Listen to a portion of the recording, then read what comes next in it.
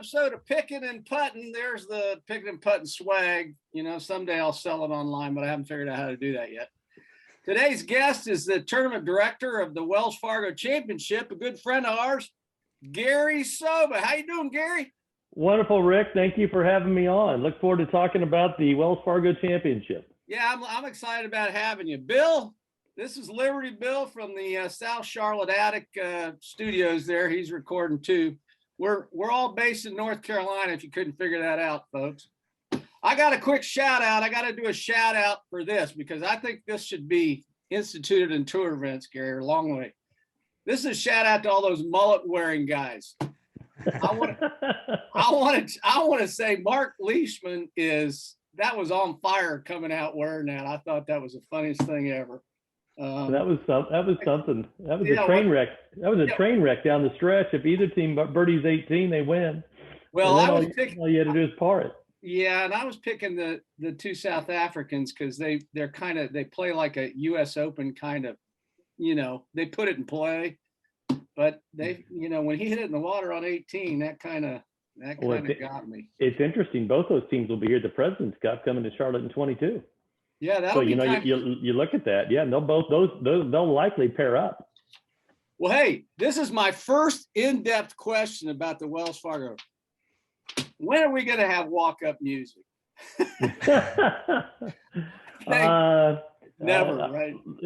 I'm just going to say May, but I'm not going to say what year. It's going to be May. Is it May? Yeah, I don't know that they have to do it but it's a fun event if they pick and choose their places. Maybe Hawaii, maybe Las Vegas. I don't know. But I thought it was fun. And you're right, it's a team event. Well, tell us what's new and different this year. What's coming for us? Well, we're really excited. As you know or may have seen, our field is outstanding. We have 7 of the top 10 players in the world coming, and Rory's not included in that. Phil's not included in that. Ricky's not included in that. So it's literally one of the best fields we've had forever. You know, John Rahm, who historically doesn't play, is coming. So when you get 7 of the top 10, you really have the quality of the field you're looking for. So sans the majors, I think it's one of the strongest fields on the PGA Tour this year. As you know, the golf course is in mint condition. Keith Woods, the superintendent, he thinks it's the best shape it's ever been. And you and I both know it's as good as we've ever seen it. So the golf course is phenomenal. Certainly health and safety is first and foremost this year. As people come out, you know, we will have masks on buses and likely require masks and social distancing once they get out to the golf course. But, you know, we've done a lot of things with mobile ticketing, cashless payments, things to try to make everybody feel safe and secure when they're out here. So we're looking forward to a fantastic event. Yeah, I gotta do a shout out to Keith Woods too, though, when you say that, because I tell people from growing up in the Midwest, you got to come down here where the poor guys got to grow 5 grasses simultaneously. You know, in the Midwest, you had bent and fescue, and the bent was just don't kill it in July. You know, isn't that the truth?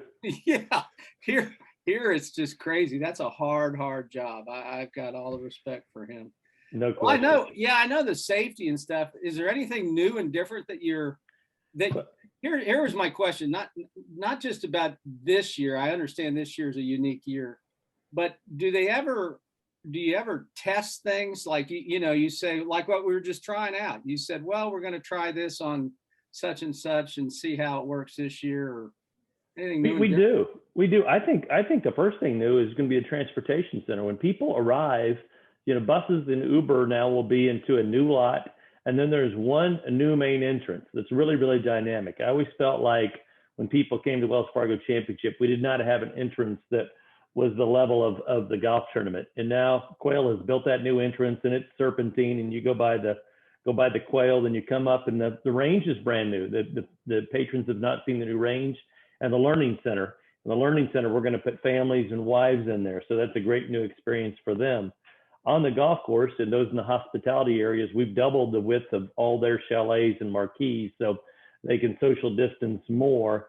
We weren't allowed to have grandstands, so we encourage all our patrons to bring chairs this year because we couldn't use many of the seats when we had to decide whether to build or not build. We couldn't build many seats. So some of the things like we were going to have media day with putting, we were having a year ago, the craft beer festival, all those things, we were COVIDed out of being able to do that. So Right. it is a little bit more playing golf this year, but I think the patrons will notice the difference right when they enter Quail Hollow.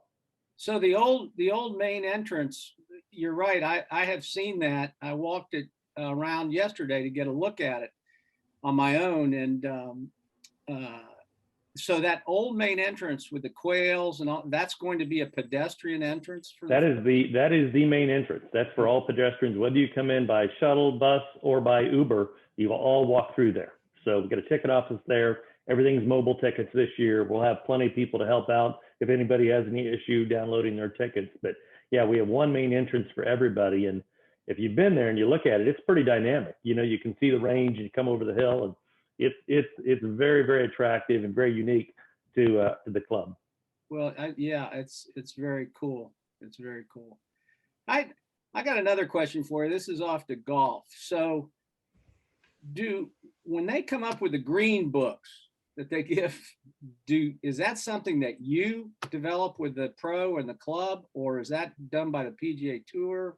How's that done? Well, that's a really good question. There's actually a guy that does that. There's an individual who does that, and there's really kind of two books. One that they really don't use much, and then there's a more upgraded, higher quality book that is produced. So that's a profession for one person who goes out and does that. He and his company go out to all the PGA tournament courses, and they give, I would consider it a much more detailed, in-depth green reading book than the traditional one.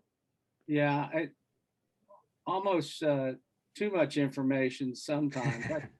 You can go out there all you want and put your fingers up like this and put your feet on both sides of the line, and I still miss it on the wrong side. I haven't figured that out at all. What's interesting, some of the analysts are talking about, green reading is a skill, and they think some of these books are giving too much information and taking away the skill of being able to really read the greens. Years ago, I played with John Inman, who obviously won several times on the tour. You play with a guy like that, his ability to read greens was extraordinary. He could tell you every putt exactly what he was going to do, and sometimes I think it's going left. No, Gary, it's going right. He was right every time. Well, you go back and watch Davis Love or watch Ben Crenshaw, and they stick to a routine in that. But Crenshaw would tell you, and I remember the Little Red Book guy wrote that what you see when you walk up on the green is usually your visual, and then take a look at it from both sides and then go with it. Don't overread it.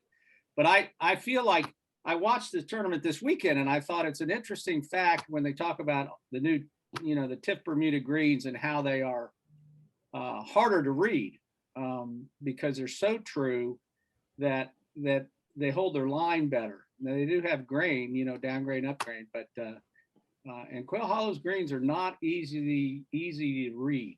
They are not easy to read, and you have to look at the grain. I'll use a couple of holes as an example. 4, as you know, is very difficult. I think 16 is extremely difficult.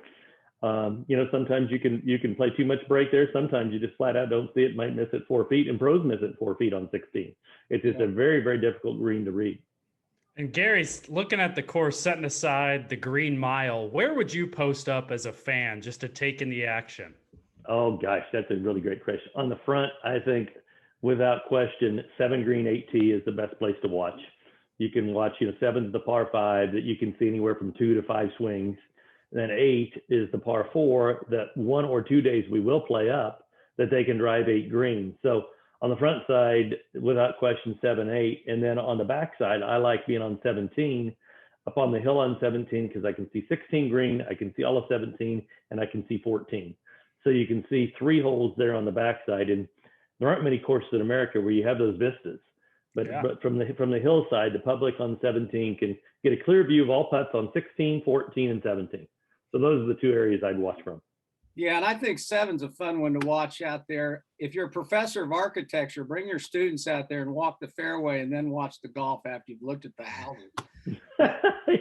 Good question. Yeah, I mean, here's a question I got for you, and I suspect I know the answer, but I watched, they started this process years ago at the Travelers in Connecticut. It's like 15th hole. It's like our 14th hole, and it's drivable. And, you know, for all the world, I've wanted ours to have the tees up on 14, cut the hill on the left, run it into the water, and stick the pin way over on the left side and say, go at it, boys. Oh, you are masochistic. Yeah. Are they going to do anything in the setup, you think? Or that's up to the tour, right?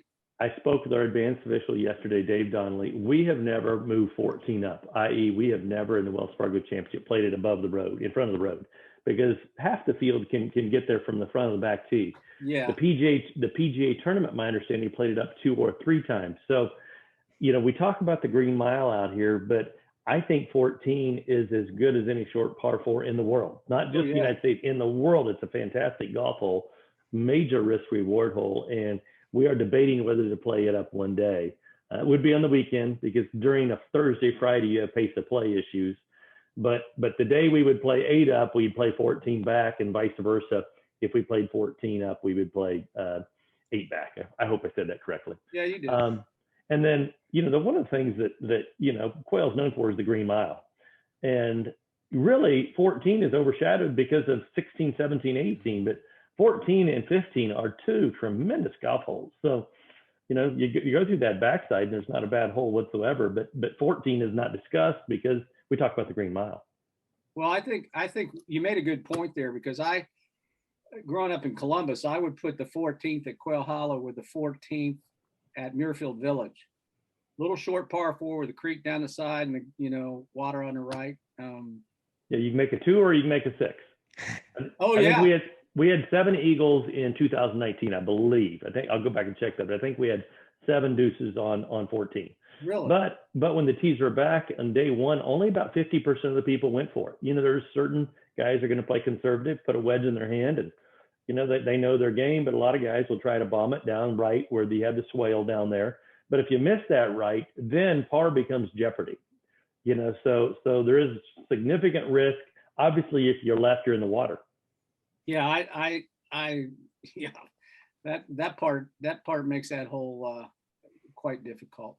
And 17, like you said, and coming down the green mile, like looking at this picture behind me on Zoom or on YouTube, if you folks watch this, is the 18th hole, and it's a wonderful hole. It's a bear, One of the things, guys, we are doing a little different is we have taken out the back tee on 17. So we're not playing the back tee at 225.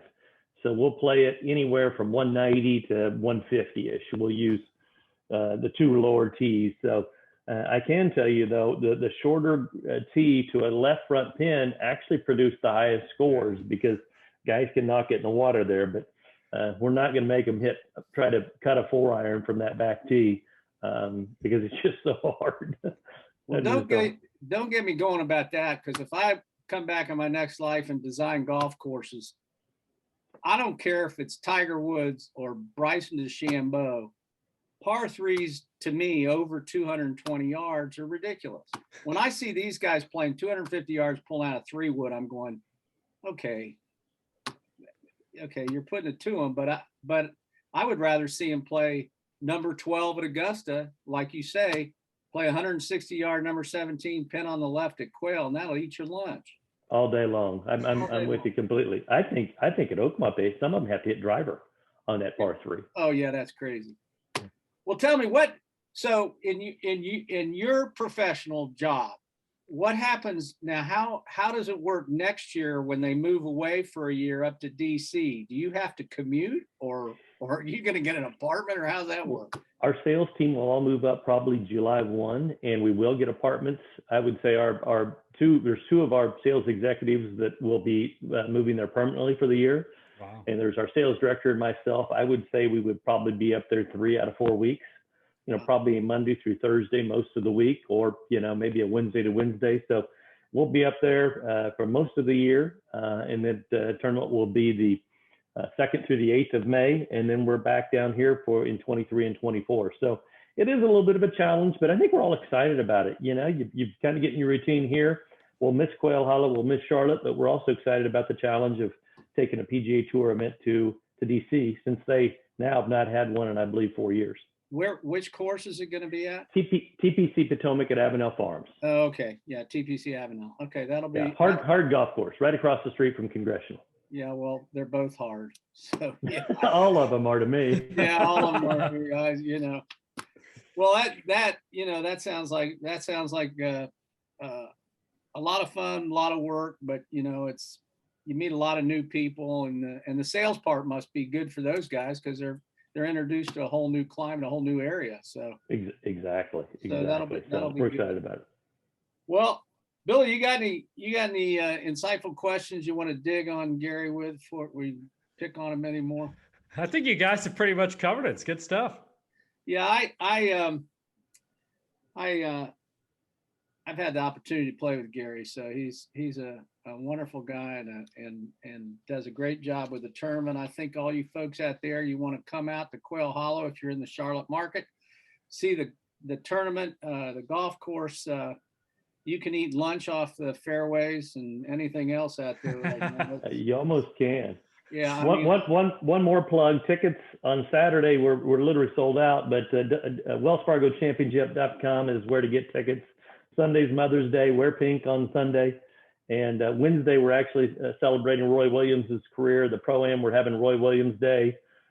He started his career at Kansas. We're going to pair him with Gary Woodland on the front side and obviously finished at UNC, and we're going to pair him with Davis Love on the back side. So, and Mac Brown will be with him as well. They go off tentatively right now. It's 8:20 Wednesday morning. We'll celebrate Roy Williams' career. So this means I can wear blue all day and feel good about it. All 4 days, well, all 3 days, and then pink on Sunday, Rick. I'm wearing pink now. I have to get this shirt washed before then. I got 10 days. That'll be good. Yeah, Bill's an Iowa graduate, so he clashes out there on Wednesday. So we'll Oh my God, Roy Williams stole more players out of the state of Iowa than any one human being. Yes, he did. I cannot believe they allowed his plane to land when he had Harrison Barnes and Marcus Page. He owned that state. And that was after LaFrentz and Heinrich. Exactly. So you all are the best. We appreciate it. And if there's anything else I can do for you all, just holler. Well, we'll look forward to it. One more thing, I got a quote, guys. I got to give you my quote of the day. This is from Phil Mickelson, who is a long time, always shows up at Quail and is fun to watch no matter where he drives the ball. But the quote is, "The object of golf is not just to win, it's to play like a gentleman and win." So I'm working on the playing like a gentleman part. The golf part I'm still struggling with. But we enjoyed having you, Gary. Good luck next week. Thank you so much. Thanks, Gary. And good luck with all the other stuff in your life. And we'll look forward to seeing you next week. Appreciate it. Thanks for being here. Thanks, Doc. Bye-bye. Yeah, man. Billy, we'll see you. Good show. Enjoyed it. Got anything you want to say in passing? It's going to be a great tournament. Everybody's excited to get out. Yeah, I think it'll be fun. I mean, you've got 7 of the top 10 in the world, and the ones that aren't top 10 in the world, like he was saying, Ricky's coming, Phil's coming. I mean, the field for this is huge, and it's always been strong. But now that you have the President's Cup coming in the fall, folks like DeChambeau and folks who want to be on those teams want to come play they want to come see the place. Yeah, that must be what it is, because it's 2 weeks before the PGA, so it must be they want to get a little. Well, and this is a PGA, obviously a PGA caliber course, so this allows the guys to prepare in a way. There are guys that always played the week before, and then there are guys who always take the week off before. And if you're going to play in preparation to go into a major, this is a good tournament to see where your game is at. The difference with the President's Cup, which I would say in reference to the Ryder Cup, President's Cup, is those are fall events. And as you look behind us there, Quail Hollow now is overseeded with Rye, fescue out in the deep rough, and Bermuda greens. But when you come in the fall, it's all Bermuda. So it will play, the rough will be different, around the greens is different, and the speed of the fairways is different. So it's a different golf course in the summer and the fall. So, and like I said, shout out to the head greenskeeper, because man, that guy's a saint for growing all the grass he does. I got trouble just growing fescue in my house, let alone. Yeah. I have a whole new, in the Midwest, it's you set it and forget it. But here with the yard, it's a daily battle. It's a whole leap of faith, man. Well, we'll look forward to seeing you on our next episode, folks, of Picking and Putting. For Liberty Bill, Dr. Z from the Charlotte studios, have a good week. Enjoy the tournament. We'll see you next time. Bye. See you, Billy. That was fun. Take care.